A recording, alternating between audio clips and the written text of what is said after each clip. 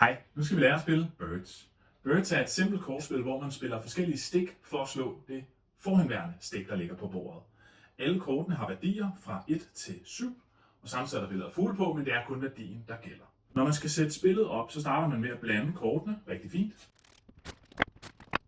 Og så giver man 8 kort til hver spiller. Sådan der. Nu kommer det første vigtige, for når man tager sin hånd op, må man selvfølgelig kigge på den. Nu viser jeg den til jer.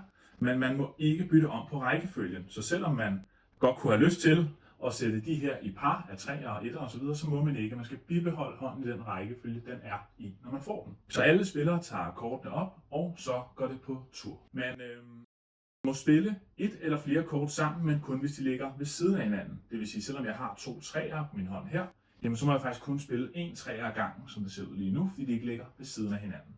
Så hvis den her spiller starter med at bare spille 1 etter, jamen så er det nu det stik, som næste spiller skal slå. Man kan slå et stik ved enten at spille det samme antal kort, men hvor værdien er højere, altså i det her tilfælde en 2, 3, 4, 5, 6 eller 7, eller spille flere kort, uanset om værdien er højere eller lavere. Det vil sige, at den her spiller har eksempelvis 2 fem'ere, så vil kunne slå det. Det eneste, der ikke slår det, det er jo en ren etter. Lad os sige, at den her spiller vælger at slå det med sine 2 fem'ere. Så lægger man dem ned. Når man slår et stik, så afgør man, om man vil tage det stik, man har slået op på hånden, eller man vil smide det ud i en discardbunke. Hvis man tager det op på hånden, så må man placere kortet, hvor man vil, og så skal det altså så blive der fremadrettet. Det kan typisk være en god idé at samle et kort op, hvis bare man har en af dem i forvejen, fordi man jo så kan spille dem samtidig næste gang.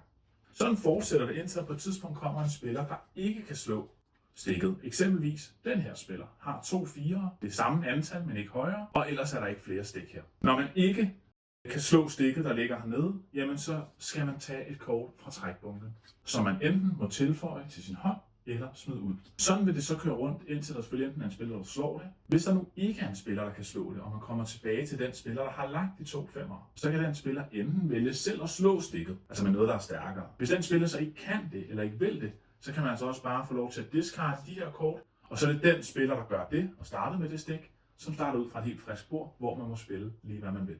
Det gælder om at komme først af med alle sine kort. Når man kommer af med alle sine kort, jamen så er man ude af spillet, og de andre spiller videre.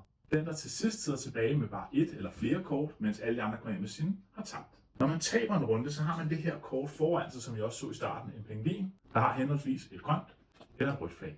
Det starter med at ligge for alle spillerne med det grønne flag opad. Når man taber sin første runde, så flipper man det til det røde flag, så har man kun 1 liv tilbage. Når man taber igen, så er man helt ude af spillet, og så spiller ikke med i de fremtidige runder. Og det er sådan, man spiller Birds.